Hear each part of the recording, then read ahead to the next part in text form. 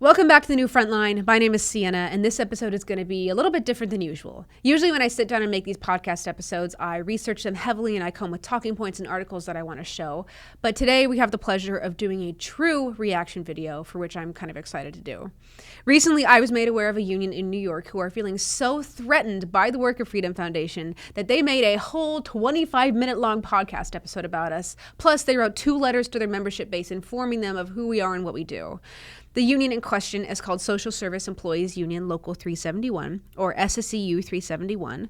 They're located in New York City and are an affiliate of AFSCME, which is also under the AFL-CIO umbrella. They have a podcast called Studio 371 where they bring on guests, members, delegates, and other union favorites. This episode is hosted by Union President Anthony Wells. And in this episode, they also have VP of Negotiations and Research Carl Cook, along with 2 young women, one of whom is a delegate named Adalia, and the other is an alternate delegate named Michela. The title of this podcast, if you can believe it, it's called Shut Down Union Busting Under the Veil of the Freedom Foundation. That's really cute, SSEU. And we will be jumping around to watch a few different clips. I pre-selected a few clips that I want to show you. We'll react to them, discuss them, and kind of set the record straight on why these people don't know what they're talking about. Let's get into it. So what's the Freedom Foundation all about? At first glance, they present themselves as a pro-worker organization. They claim to advocate for individual freedom, but as we strip away the facade, we often see that they are there to undermine the rights and benefits of union workers. Okay, so this beginning clip that I've just shown you is their attempt to set up a thesis of the podcast, a thesis of the argument for which the rest of the podcast will proceed from. President Wells and his team open with downplaying and undermining the Worker Freedom Foundation. And what this does is it sets a very, very shoddy, bad foundation for their argument, because they're going on to refute an issue that they started by misrepresenting in the first place. The rest of the podcast proceeds from this shoddy representation of what Freedom Foundation does. It's called a straw man fallacy, which is what they do, which is where they set up and misrepresent the argument and then try and attack the argument, but it's not a true logical argument because they misrepresent the issue to start with. It's the first of many logical fallacies they hit during this podcast. And it's clear that they don't know what they're talking about. They simply don't know what they're talking about. It becomes more and more clear through the clips that I'll show you after this, is that they simply do not understand what they're talking about. They have not done their research, and therefore they cannot produce any sort of compelling argument that attacks us really in any way. Moving on to clip number 2, which shows this even more. What are their tactics? Deceptive messaging, misdirection alert. They're out there putting out information that's not right, that is totally misleading, and is there to trick workers into believing that they offer a better way. Okay, so our tactics are deceptive messaging and misdirection. Last time I checked, all of our messaging is telling the truth. If a union organization by nature is an opt-in organization, then how is it deceptive or lying or to tell people that they have the option of the natural other option, which is to opt out? President Wells, I am more than a little concerned for you if you think that telling the truth is somehow deceptive. I also don't know what he's referring to really when he says like the misdirection alert part. That part actually cracks me up because it's totally a random buzzword that someone threw into his script, because he's sitting there reading from a script in front of the camera. It's like, dude, you could put in like a little more effort than that. You could try a little bit more. But it means that he's not even confident in the words he's saying because someone throws in a random buzzword and then he says a few words and he looks at the camera and I'm like, you could put in a little bit more effort than that. But he doesn't know what he's talking about. And it's a weird claim to say that we're misleading or trying to misdirect as if we're some sort of weird magician's act, and it compromises the argument continually. And then President VP Carl Cook's comments after this one in the next clip are of a very similar vein and prove the same point. Yes, thank you, President Wells. Well, the Freedom Foundation, they present themselves, as President Wells said, as a progressive employee organization. On their website, their words, they call themselves a think tank, or better known as action tank. The only action they want to take is dismantle and disrupt unions nationwide. Okay, here I want to talk about, I'm going to nitpick a little bit. I'm going to talk about the importance of precision of language. So a think tank and an action tank are by nature mutually exclusive organizations. A think tank does not take any action. An action tank does. It's almost like it's in the name, babe. Especially in the realm of public comment, you need to be precise with what you were talking about. Otherwise, you sound like you don't know what you're talking about because you lack precision of language. And since Carl Cook and his team here and President Wells don't afford us the basic decency of categorizing us rightly as an action organization, education-based organization, they compromise their argument even further. And they start to come across like a whole lot of butthurt people who just happen to be sitting in front of a camera. Moving on. Last night on Delegates Assembly that the Freedom Foundation did not negotiate none of what President Wells negotiated, our executive director, Henry Garrido, such as our remote work option and all the benefits that.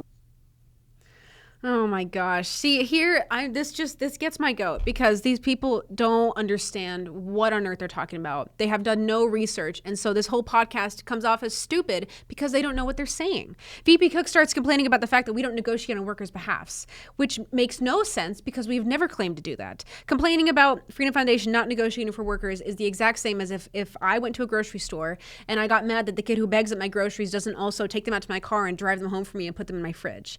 The kid did his job, which is to provide a service so that I could take them home and I could put them in my fridge and I could continue living my life. To say that Freedom Foundation, to be mad that Freedom Foundation doesn't represent workers makes no sense because we provide a service, just like that kid who begs groceries does. We provide a service so that you can take advantage and take control of your own work life.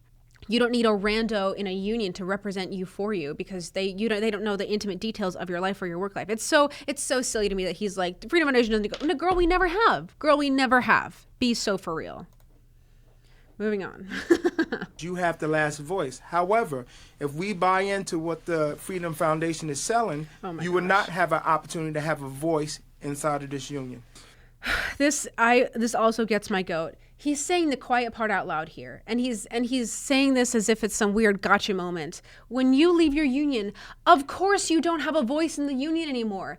That's the whole point, is that you have regained your ability to speak for yourself. I'm like, this isn't like a crazy thing that you've discovered, Carl. That's the whole point, is that when you leave your union, you're not beholden to what the union wants to use your voice for, because your voice is for yourself. Like I said, you have the ability to speak for yourself. You can do it on your own. The whole union mindset of like, you have to join your union because you can't succeed and you need our help is so unbelievably pessimistic to me. What a sad outlook on life, to think that you can't do it on your own. So you have to have people, you have to join a union and have randos who know nothing about your personal life or your intimate details. You have to have them negotiate for you because you can't do it on your own. That's so sad. That's so sad. It's ridiculous to me. Now, I'm going to skip ahead a few more minutes because they talk about, in this interim, a few of the mailers we put out and how important it is to like respond and fight back. Again, it's more of that emotional toned language. It's a whole lot of subjective evidence. It's an appeal to emotion fallacy because they're not actually supporting it with evidence. They're just like boo-hoo sort of thing to make you feel bad. They don't make any arguments of substance here, mostly because they can't. And any conversation in this entire podcast uses very simplistic language and stays very surface level. President Wells, I think he knows that if they try and refute basic fact-based claims and evidence that Freedom Foundation supports, their whole argument will fall apart. Case in point, here's another clip. We need to get those who are unorganized and let them know that it is good to join a union if they're not already joined in a union, right? So aside from the insane vocal fillers, I'm going to nitpick a little bit here. Those vocal fillers absolutely kill me every time I watch that.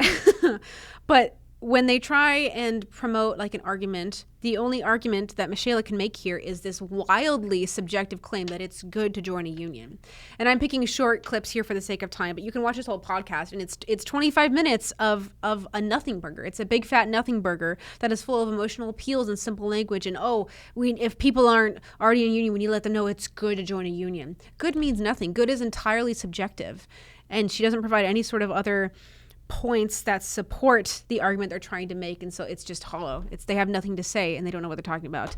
Now, I'm going to skip ahead another few more minutes and show you my favorite clip in this entire podcast that it tickles me pink here. I think you'll laugh too. Well, you said a couple of things that workers should know why they should be in a union. And one, you said already, strength, power, being powerful. Emotional. We also like to talk about what concrete things Did you hear that? He said, what concrete things can a union do for its members? President Wells, Big dog. That's called shooting yourself in the freaking foot. Are you kidding me? They are 10 minutes. This clip is 10 minutes into the episode. And he has to ask his delegates, the people, to specifically state, hey, what are the concrete things a union can do for its members? What? Are you kidding me? I know. I just know this man is so stressed out. I bet there are beads of sweat rolling down his back because he's like, oh my gosh, we've been in here 10 minutes. I need to get them to say something concrete about why a union is good, because they've been hitting on nothing except subjective, emotionally backed points that don't carry any weight. Oh, it cracks me up. And then listen to this. Or the union has provided. Collective bargaining. Oh my gosh. The first answer that she says is collective bargaining. We've already debunked this. Collective bargaining is a sham. And call me crazy again, I don't believe that a rando in a union who doesn't know you personally could represent you and your individualized needs better than you could represent for yourself. This is a lazy answer, Idalia. This is a lazy answer. Collective bargaining is stupid and a sham. Next clip. That, there were a recent survey, 60 million Americans who said that they would join a union tomorrow if their laws allowed them to organize within the workplace. Okay, so this clip, if you kind of went in dry, didn't know what I was talking about. So what she says here is this is the only point in the podcast where they try and make an evidence-based argument. In the entire 25 minutes, this is the only part where they kind of pull on a survey or something of external evidence. And Michela here mentions this random survey where supposedly 60 million people claimed that they would join a union if they had the ability to unionize. She cites no other information. She cites no other evidence. She doesn't say what the survey is. There's nothing. She doesn't back it up. She says, oh, there's a survey. 60 million people said they would. And then she doesn't say anything else to support it, at least, or say where that number comes from. And then she takes that and tries to draw the following conclusion. And I checked on the website after we got those surveys, Freedom Foundation's their website, and they said that they were celebrating they got 20,000 opt-outs. Compared to 60 million, that's less than 1%. That's 0.3%. Sure, girl. Sure. Strictly numerically speaking, 20,000 is less than 1% of 60 million.